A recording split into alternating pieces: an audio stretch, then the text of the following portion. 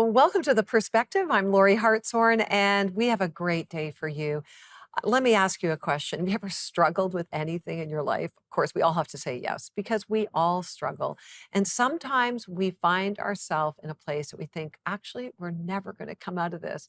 Well, you're going to be so inspired today by our guest, Chris Janssen, a mom of three who once silently battled alcohol addiction while trying to keep up with like all the demands, all the stuff of motherhood, the pressures of life all around her. And at 37, she reached a breaking point and chose a path of recovery that's now spanned 18 years.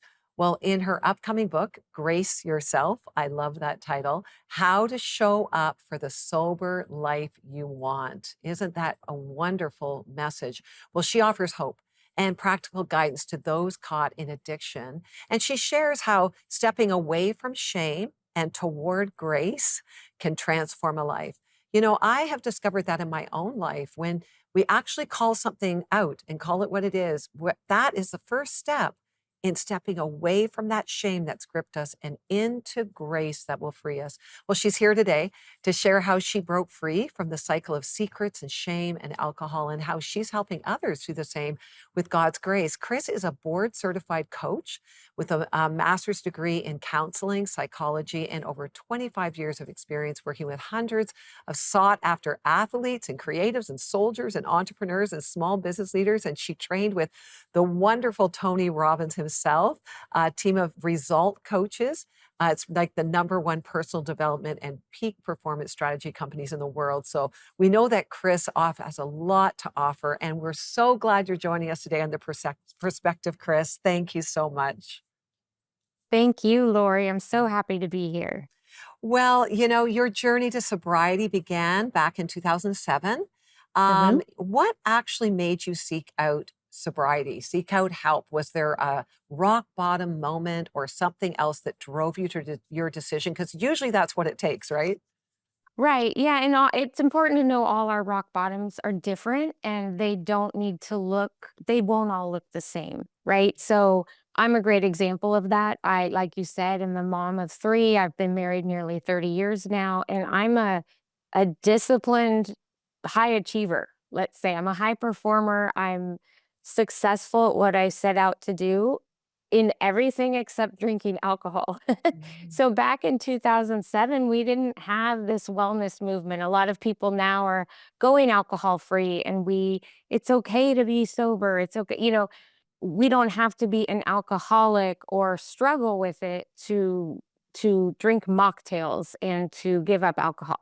Back then it was really different and confusing for me. I didn't know anyone who identified as an alcoholic. I thought I was a monster.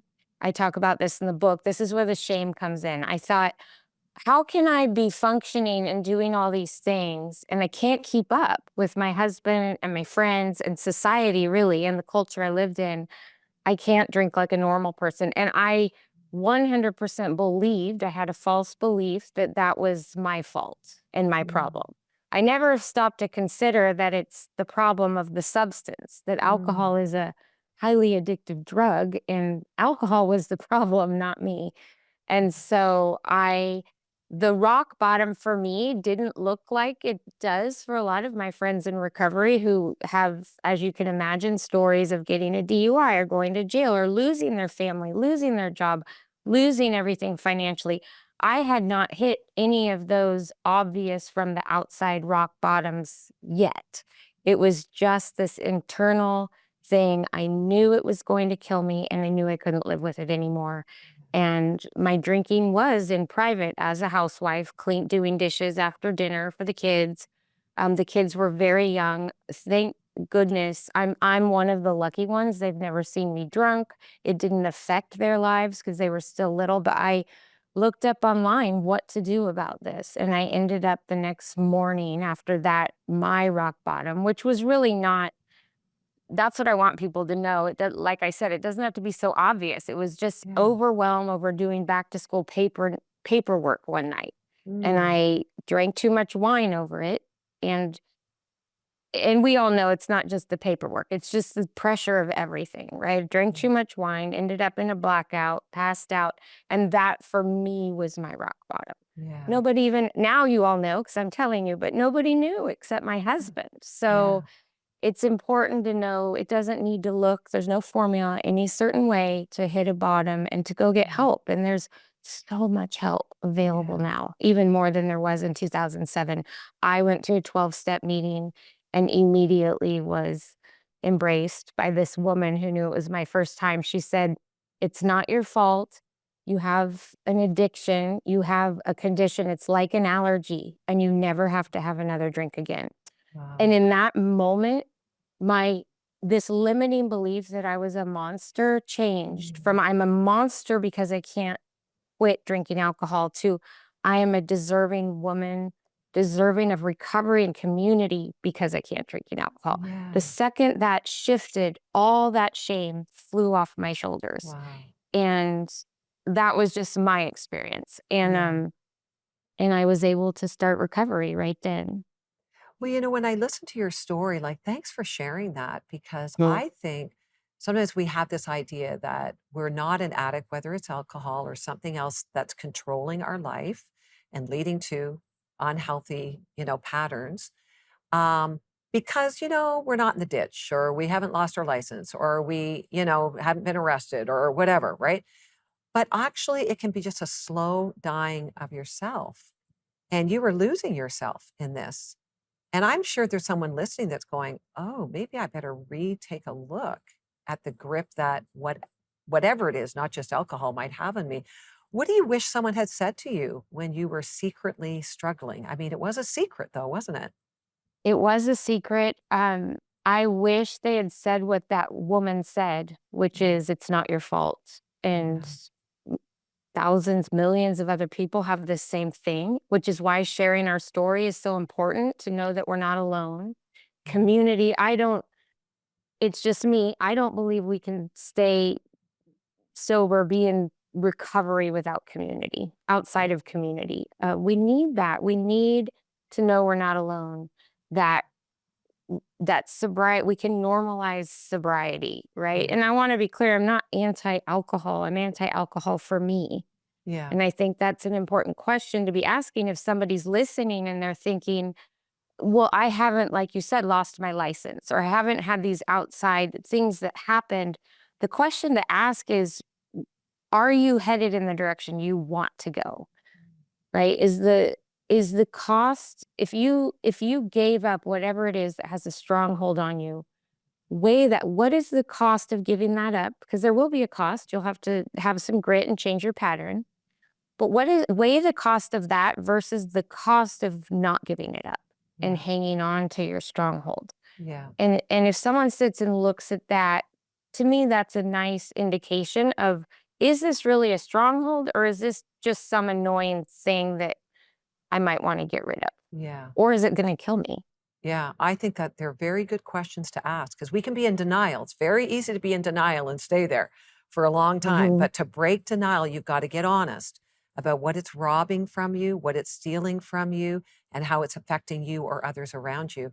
Your book's titled Grace Yourself. Why is grace such a vital element of the recovery process? And how has that shaped your journey? I love this question, and I'm a person of faith. I'm Christian. And to me, that is, I know the word grace can mean different things to different people. To me, it's God's grace, it's unmerited favor.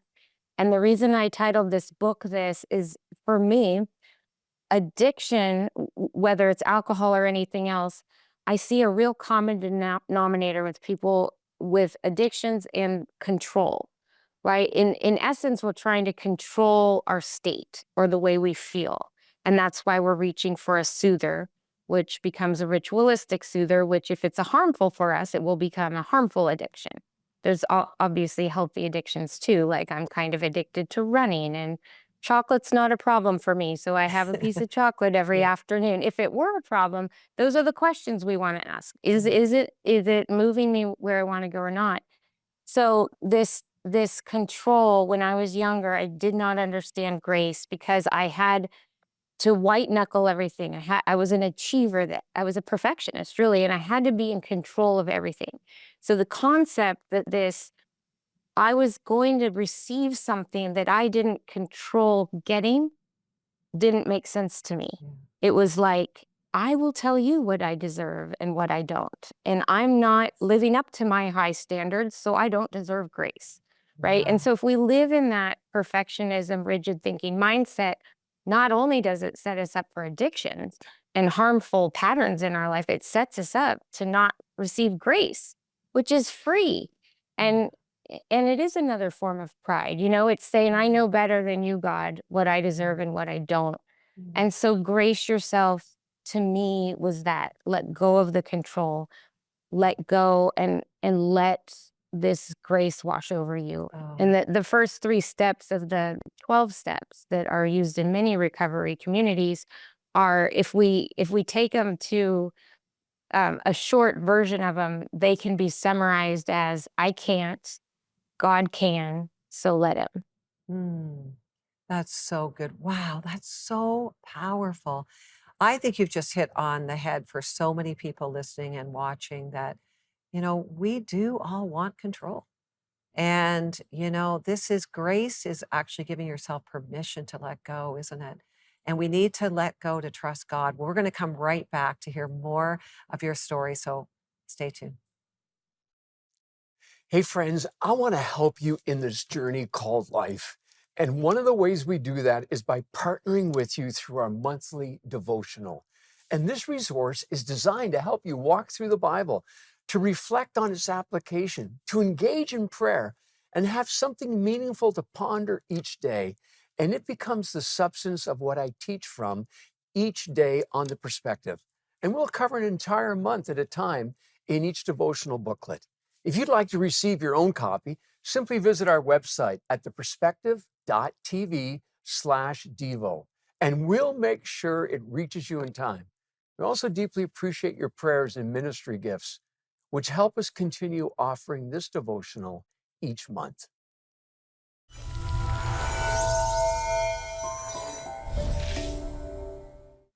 Well, we're back with Chris Janssen and her book, Grace Yourself. What a powerful message, Chris. So glad that you wrote it because sometimes, we go through stuff and then we keep it to ourselves. But really, the way God works is when we do share our stories with others. And to your point, you wrote the book not only for those struggling with alcohol, even though that was your story, but actually to anyone with a thing, right? Anything that's holding us back. Can you go through the process of helping people determine maybe what their addiction might be? Like, how do you know if you have a thing that you're addicted to?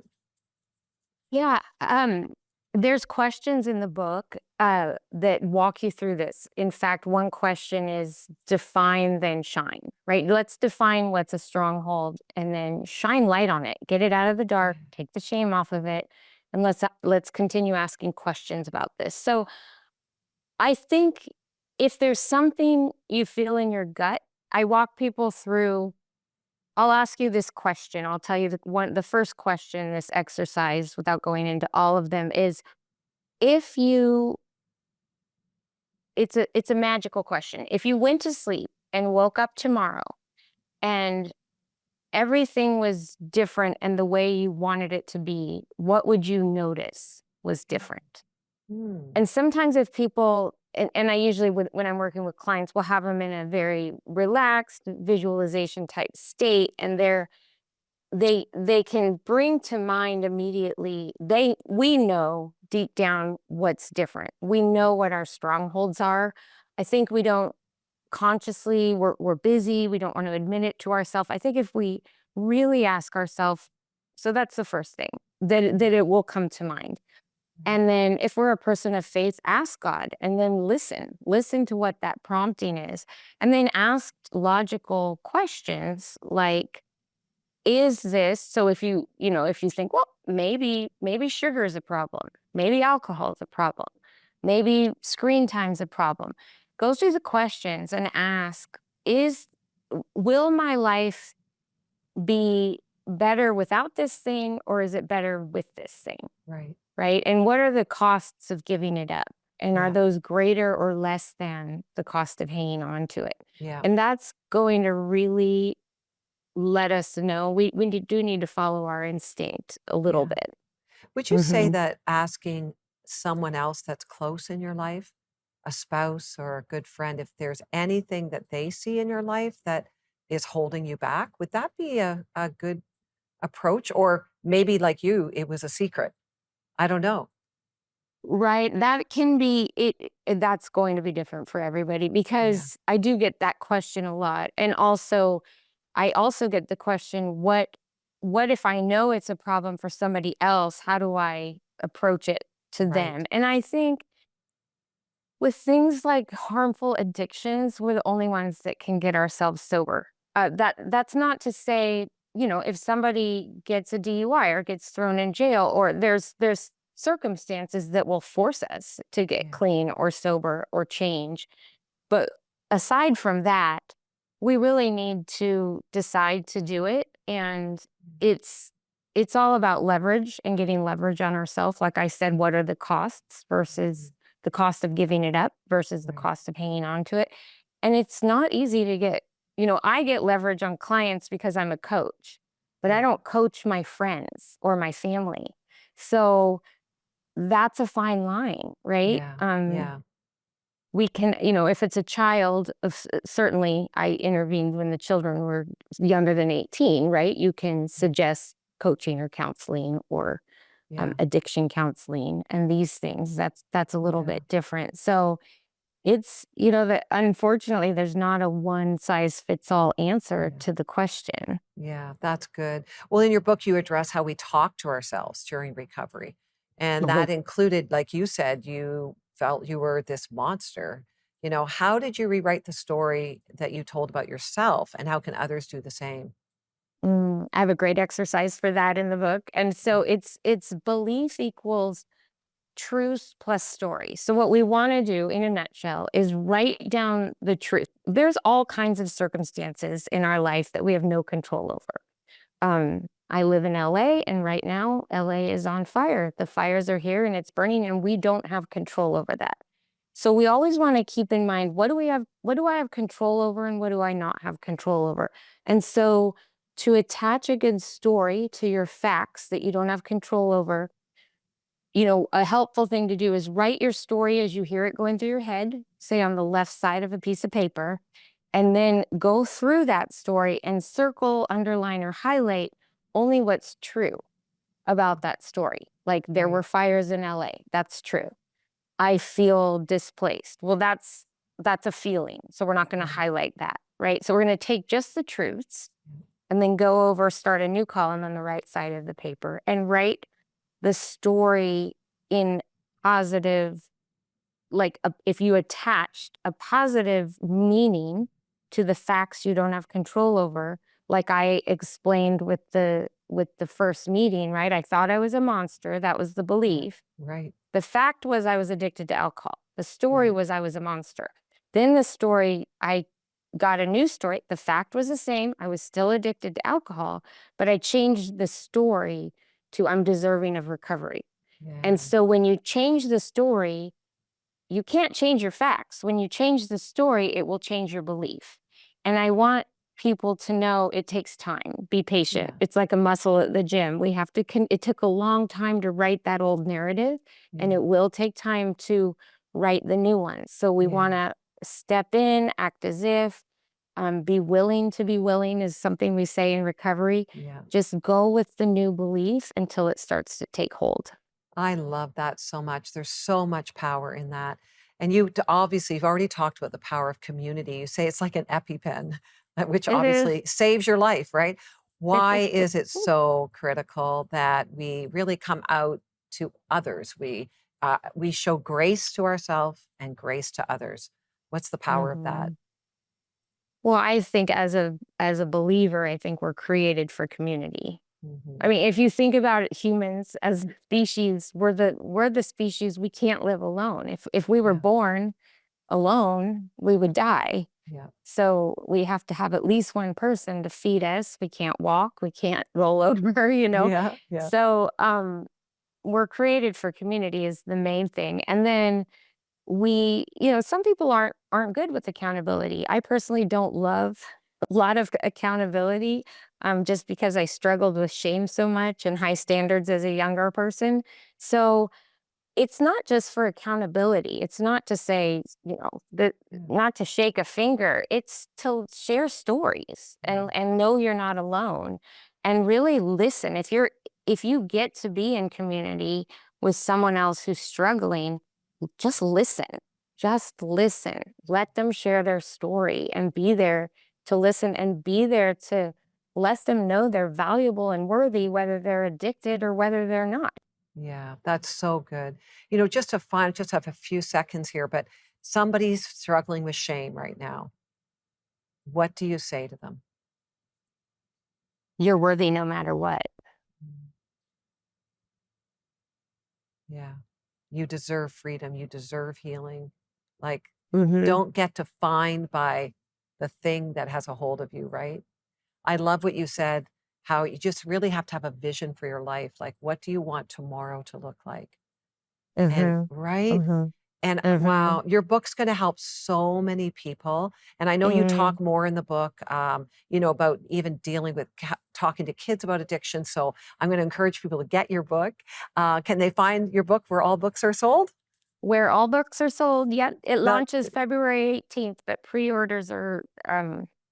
important. So, Yes. yes, where books are sold. Wonderful. Well done. I know God's going to use this and praise God for what he's done in your life. And thank you for joining us on The Perspective today. Thank you, Lori. Yeah. We'll be right back. Hi, I'm Ryan Walter. I played a bit in the National Hockey League, 17 seasons as a player and coach. But I love this idea of servanthood. In John chapter 2, there's a beautiful little verse. Jesus does this miracle, turns water into wine. And there's this verse in John 2 that says, only the servants knew. Think about that thought. All the important guests that were there, they had no idea that that miracle had happened. All the important priests and everybody that were there, they had no idea that that miracle had happened. Only the servants knew. There's something special when we get to serve with Jesus, isn't there? Will you donate 2 hours of your time? Crossroads Prayer Center is seeking people with a heart willing to join in the amazing work God is doing through prayer. Providing over 1,300 prayer interactions daily, Crossroads Prayer Partners speak biblical truth and words of life over people's need. Join in God's transforming work through prayer and enrich your faith. Learn more at crossroads.ca/prayervolunteer.